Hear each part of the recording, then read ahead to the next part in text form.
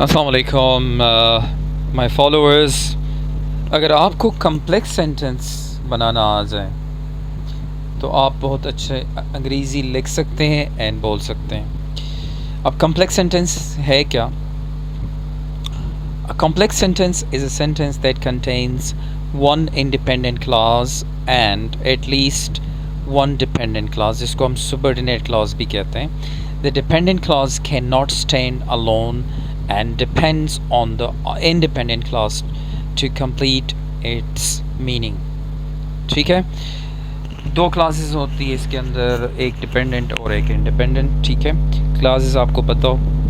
अब यहाँ पे स्ट्रक्चर में अगर आप देखें, इंडिपेंडेंट क्लॉज है फिर डिपेंडेंट क्लॉज है, दोनों मिला के फार्मूला क्या है? आईसी का मतलब है इंडिपेंडेंट क्लॉज, डीसी का मतलब है डिपेंडेंट क्लॉज. इसका ऑर्डर चेंज भी हो सकता है. डीसी प्लस आईसी मींस कि dependent clause first comes first and independent clause comes after. ये दोनों आपने देख लिए. उसके बाद जो इम्पोर्टेंट चीज़ है वो ये है कि कॉम्प्लेक्स सेंटेंसेस जो है वो आपके अगर डिपेंडेंट क्लास से शुरू होता है. अब डिपेंडेंट क्लास की पहचान क्या है? डिपेंडेंट क्लास जो है वो हमेशा सबऑर्डिनेटिंग कंजंक्शन से शुरू होते हैं और वो भी आपको नज़र आ रहे हैं. बिकॉज है, ऑल्दो है, since, if, unless, when, while, after, before, as, whenever, when, until, though, even though. ठीक है, नीचे वो पॉइंट जो है उसमें है कि these words usually introduce the dependent clauses, right? So whenever you see these subordinating conjunctions in the beginning of the sentence, it simply goes to say कि ये एक डिपेंडेंट क्लॉज है, राइट? आसानी के लिए आप लोगों के लिए.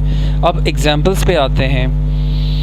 एग्जांपल पे आते हैं कि because it was raining so we stayed at home. एक चीज़ और याद रखें, अगर डिपेंडेंट क्लॉज जो है वो शुरू में आता है तो इसका मतलब ये है कि आपने कॉमा लगाना है इन बिटवीन द टू क्लॉजेस, जो कि फ़र्स्ट केस में हमने देख लिया. लेकिन अगर independent clause comes first in the second example, I will call you when I reach home. When यहाँ पे एज अ कोऑर्डिनेटिंग कंजंक्शन के तौर पर यूज़ हुआ है, राइट? ठीक है, सबऑर्डिनेटिंग कंजंक्शन, सॉरी. सो ये उसके बीच में फिर कॉमा नहीं आया. इसी तरह बाकी एग्जांपल्स भी आप देख ले. Although he was tired he finished his work.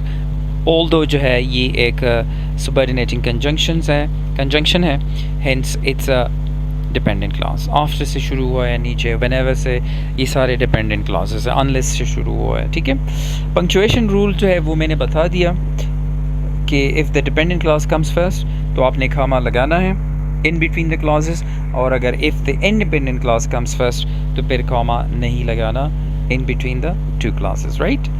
Although English is a challenge. यहाँ पे मैं एक सेंटेंस बता रहा हूँ. It's challenging, I enjoy learning it because it helps me communicate with people from different countries. अब इस सेंटेंस को अगर हम देखें, इसके अंदर दो डिपेंडेंट क्लॉजेस हैं. हमने कहा एटलीस्ट वन डिपेंडेंट क्लॉज, लेकिन एक से ज़्यादा भी हो सकता है, right? If I had the opportunity to study abroad, ये डिपेंडेंट क्लॉज है. I would choose the UK, ये भी independent clause है, because of its world class education system. because से जो शुरू हुआ ये भी dependent clause है. ठीक है, तो in a nutshell, a complex sentence is especially valuable in the IELTS speaking and writing tests because it demonstrates grammatical range and helps improve your score for grammatical range and accuracy. तो आप लोग जितने भी आइल्स test takers हैं, आप complex sentence ज़रूर सीखें और इसको आगे शेयर करें, लाइक करें, कमेंट करें, और एक कम से कम एक कॉम्प्लेक्स सेंटेंस आप कमेंट्स में लाजमी लिखें ताकि मुझे पता चले कि आपको भी कम्प्लेक्स सेंटेंस लिखना आता है. Thank you so much for having me. Don't forget to follow, share and comment.